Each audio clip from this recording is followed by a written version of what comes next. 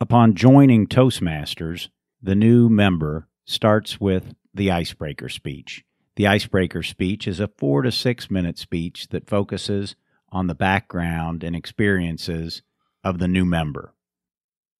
This is my Icebreaker speech. The title of my speech is Two Birds. It's been an interesting week as I've prepared for my Icebreaker speech.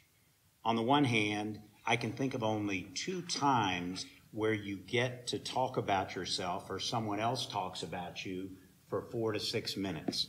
And one of those times is the Icebreaker speech. On the other hand, we had a family friend pass away this week, and the family fared badly in handling the other time when you talk about someone or you get to speak about yourself for 4 to 6 minutes, and that's the eulogy obituary.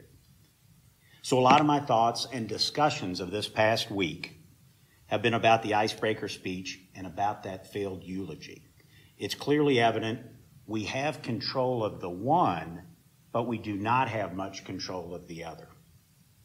So I thought I'd give my loved ones a little bit of help by killing 2 birds with 1 stone.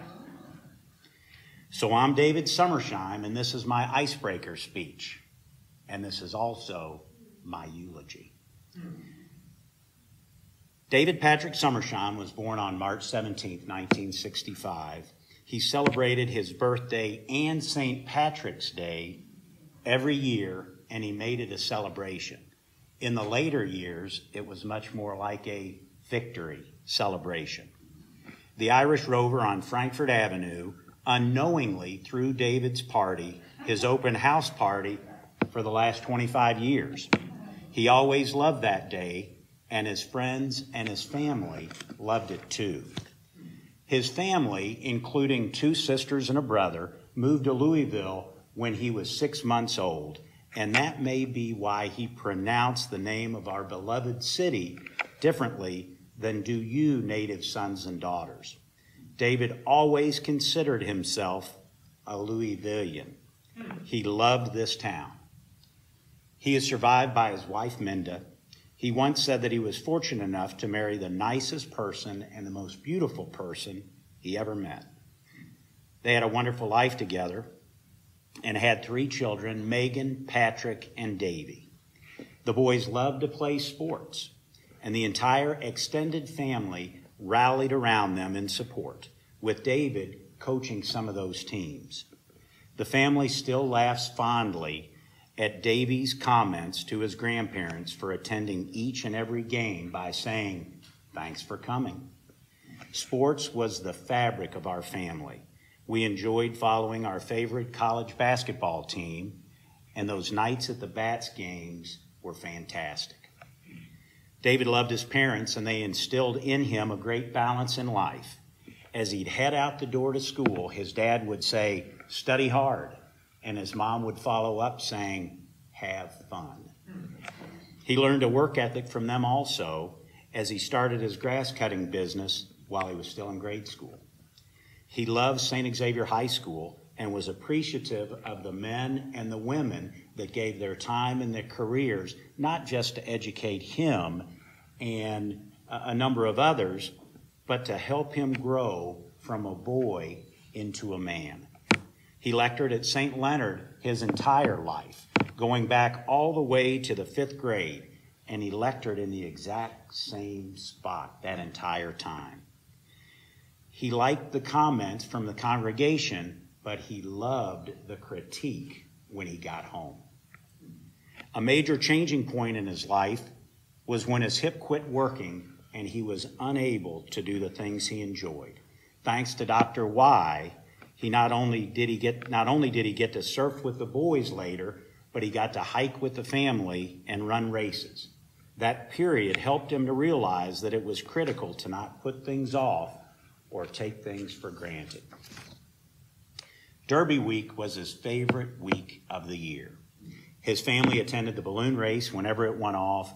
He ran the mini marathon 3 times, and he loved the Derby and actually made it into a Derby Day winner's circle picture a couple times and that is until the infamous lining up directly behind the horse incident that put an end to all of that.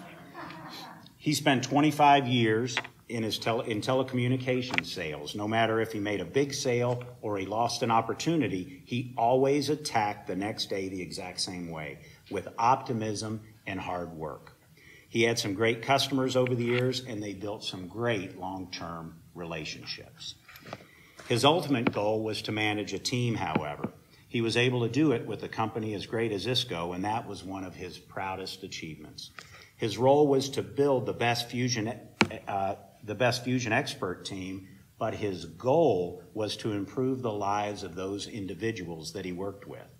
He even started a podcast from scratch and gained an audience amongst his co-workers. He had projects. He worked on an antique car, rebuilt an old boat, renovated entire rooms, and he made furniture too. He once unknowingly removed a load-bearing wall in his basement that led to a temporary weight limit for everyone entering his home. And once, after showing off his great plumbing skills, he completely flooded a lake house. Even recently, if the lake level was up just a bit, his friends would ask him if he'd been doing plumbing work at the lake. Thanks to his colorblindness, there is an apartment complex in Birmingham, Alabama that is still having trouble with their phones. And while it may have seemed hilarious to his children, sending the green-brown deficient colorblind guy out into the yard to clean up after the dogs was actually a horrifying experience. He was once asked what 3 people he'd most like to have to dinner. He said his mom, his dad, and Paul Harvey. But he'd need more chairs at the table because Paul wouldn't come without Angel, and David would have to have him into there too. In lieu of flowers, his children asked for donations in the form of Grants and Benjis. And that's actually a quote from the kids. I guess those are 50s and 100s. So that's it. That's my icebreaker, and that's my eulogy. I've enjoyed giving the speech, and it's helped me to realize that while I don't know how much longer I'm going to live, I'm going to take every opportunity to enrich my life story, and enrich the lives of my family and friends, so that when that time comes, they'll be able to easily write a eulogy for me on their own. I appreciate your time, and as Davey would say, thanks for coming.